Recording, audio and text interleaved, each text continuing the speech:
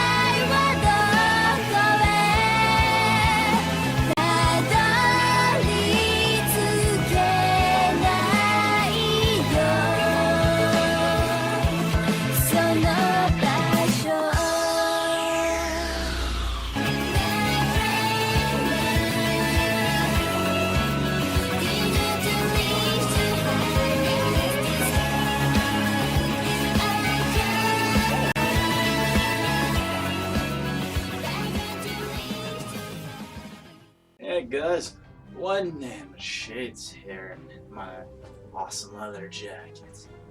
Normally, my net discussion videos are just my voice, my sultry voice, and a net background pic.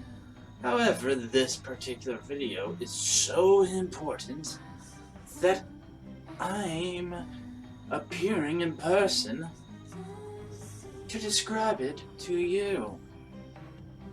Yes. Just like I said in my noir discussion videos comments section, I've come across something from my chirper lols that got my gears turning. To establish context, a follower of mine named Fang the Magnificent Saint and a pal of his at Ram the Fencer, follow both of them on Chirper Blaze, have been discussing something with me that I was thinking of for quite some time. A question we all want answered. Who are these Illuminati fucks in Fairy Fencer Hell Advent Dark Force? Well, a fan replaced Grandfather and Anju with Kurome and Uni respectively.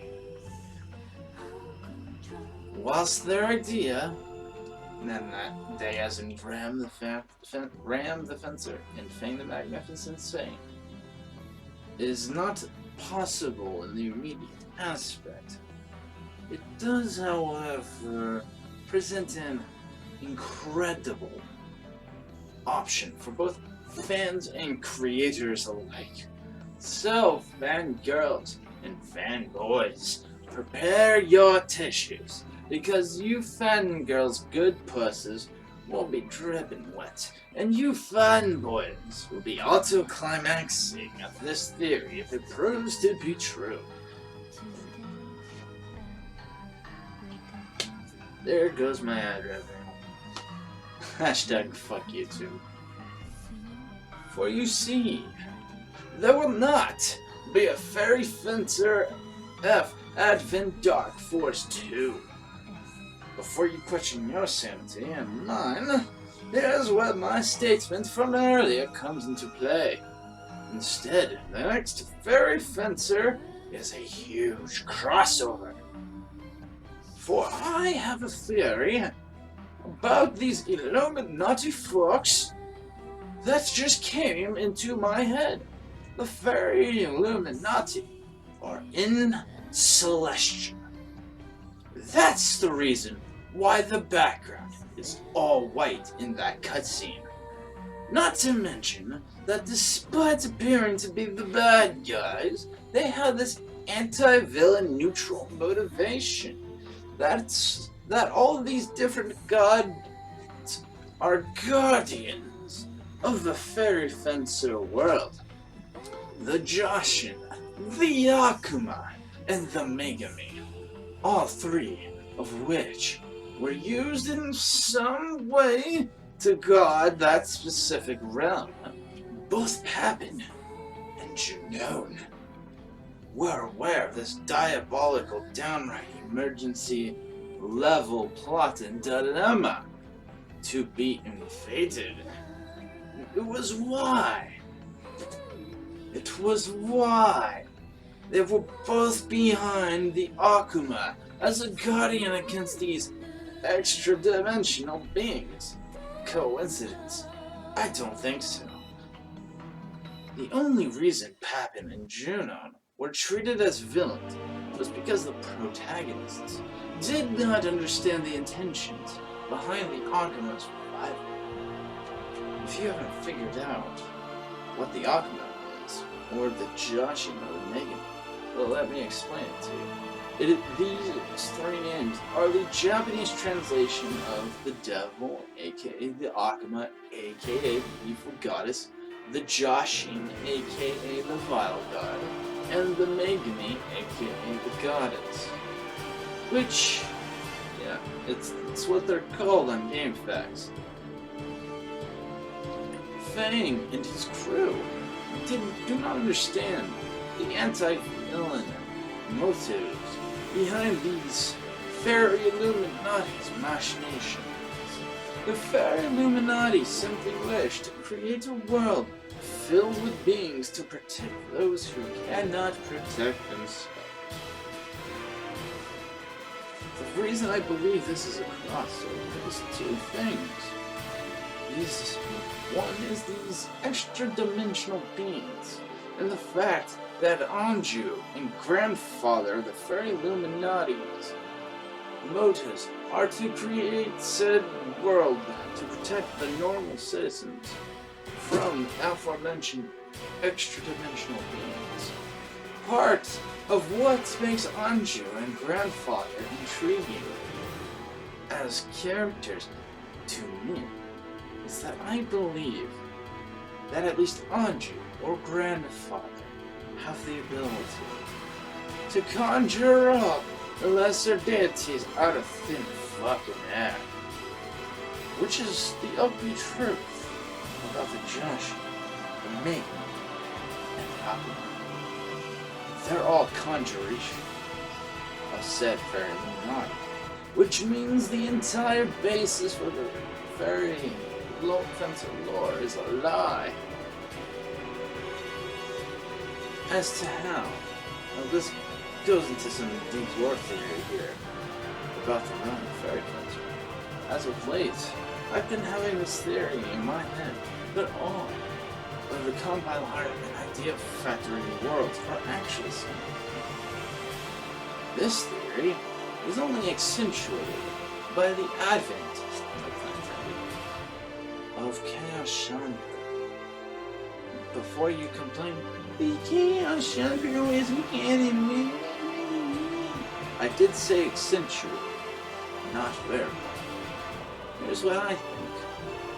Chaos Shanpura either takes place in the Fairy Fencer world or is a dream somewhere. Chaos Shanpura takes place in either the Fairy Fencer world or is in a dream of someone from the Compile Heart series. Both Compile Heart and Idea Factory have been creating this idea in my head that most of the franchises are somehow connected and also connected by North lore. This may be me blowing smoke out of me arse, but let me give you my logic behind this. Chaos Shanpura, despite not being canon, has a great giant tree that supposedly has great powers invested within it. Sounds an awful lot like Yggdrasil to me. The game industry graveyard reminds me of Nilfheim. Fairy Fencer, despite what it may seem and appear, sounds like Muspel's Iron, or the one realm above it that is below the mortal realm. Ultra Dimension sounds like the mortal realm. I mean, think about it. In the Ultra Dimension, in order to get insane power, you have to be not only diligent but extremely lucky to get power beyond your limits. Hyper Dimension sounds an awful lot like the Astral Plane. And that is, verified by the fact that you cannot actually transport between nations on foot. You have to use these different devices to go from one nation to another. And Celestia reminds me of Valhalla, Asgard. Or actually, more like Asgard. There's plenty of ways I can spin this. The Fairy Illuminati, since they are on a much higher plane of existence than the fairies and fencers, can drastically affect each and every world as they please, which would lend credence to the creation of Omega, the Joshi as well as establishing the notion that the Fairy Illuminati actually created the fairies and therefore the fencer system in the first place. This Nordic-esque layer system lays credence to the idea of a crossover and would actually make it possible for the entire company to make a killing with multiple crossovers.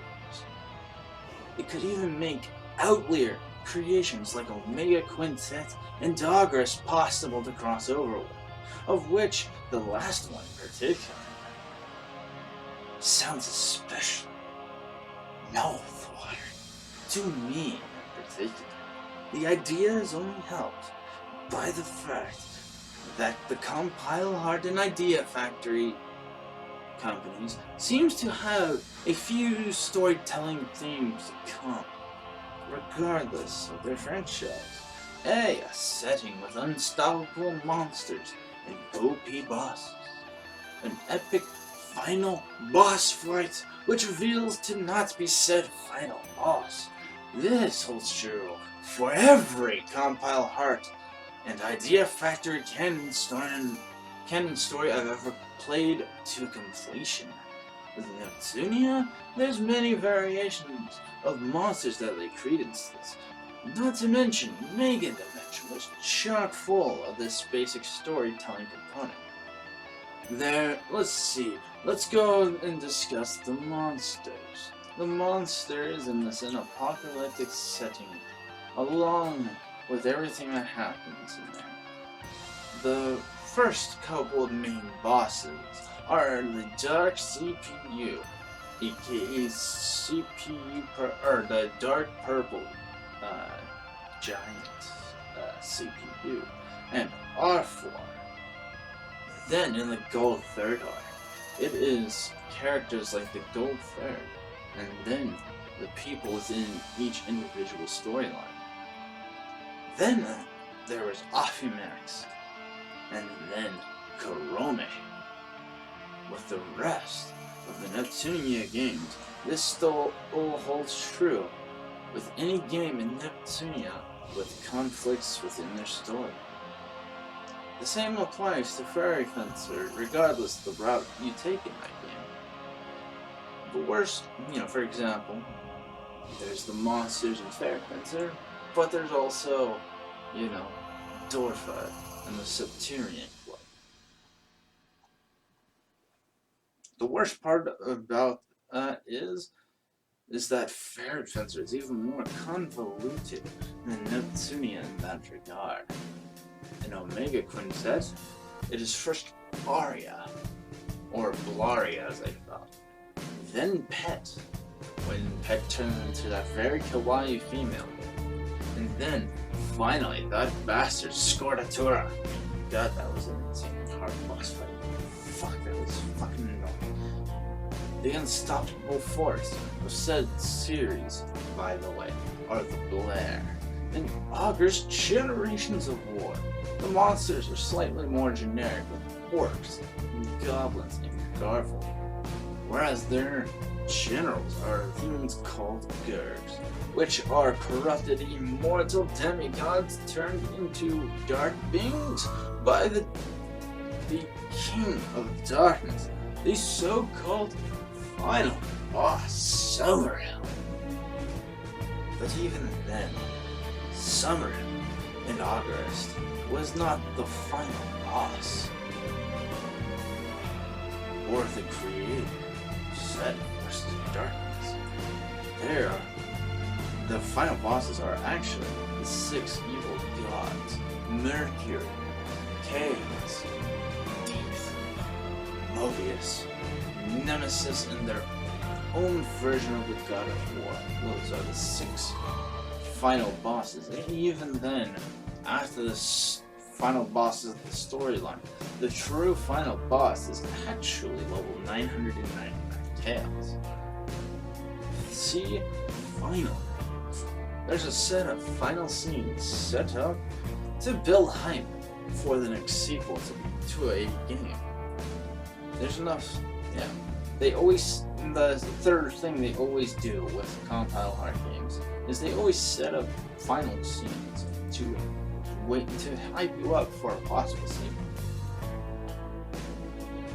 And I'm going to give those away because of spoiler territory. My point is, there's quite a bit of wiggle room with the storytelling content to lend credence to the mega, ultra, hyper theory that, if true, could shatter entire fandom and form the first ever mega fandom. As a result, endless crossover potential, and all fans from Compile Hearts and Ideas Factory's creations can end up enjoying all content regardless of their views of said fan sizes. I did warn you guys though, this is downright erotic levels of awesomeness and potential if I were to be proven correct.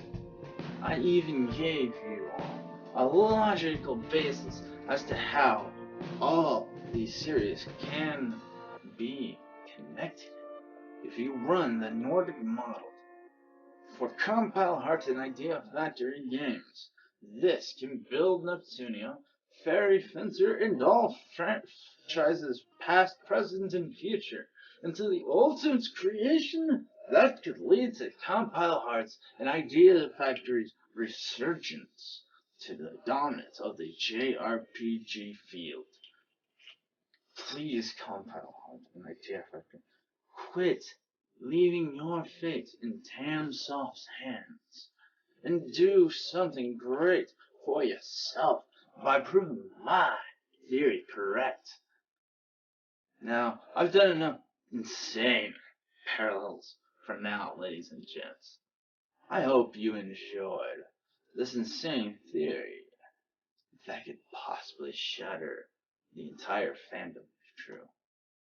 Please, press that like button, subscribe if you haven't already, click that bell if you haven't already, playlists, my OSTs, and watch my videos offline and live when I live stream.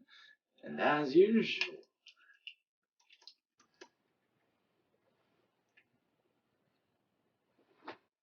I'm one man. Have a nice day. Never stop loving anime. I'll see you next time.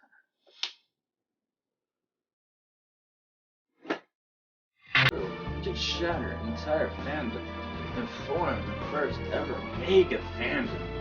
As a result, endless crossover potential, and all fans from Compile Hearts and Ideas Factory's creations can end up enjoying all content regardless of their views of said franchises. I did one comment though. This is downright erotic levels of awesomeness and potential. If I were to be proven correct, I even gave you all a logical basis as to how all these series can be connected. If you run the Nordic model for Compile Hearts and Idea Factory games, this can build Neptunia, Fairy Fencer, and all franchises past, present, and future into the ultimate creation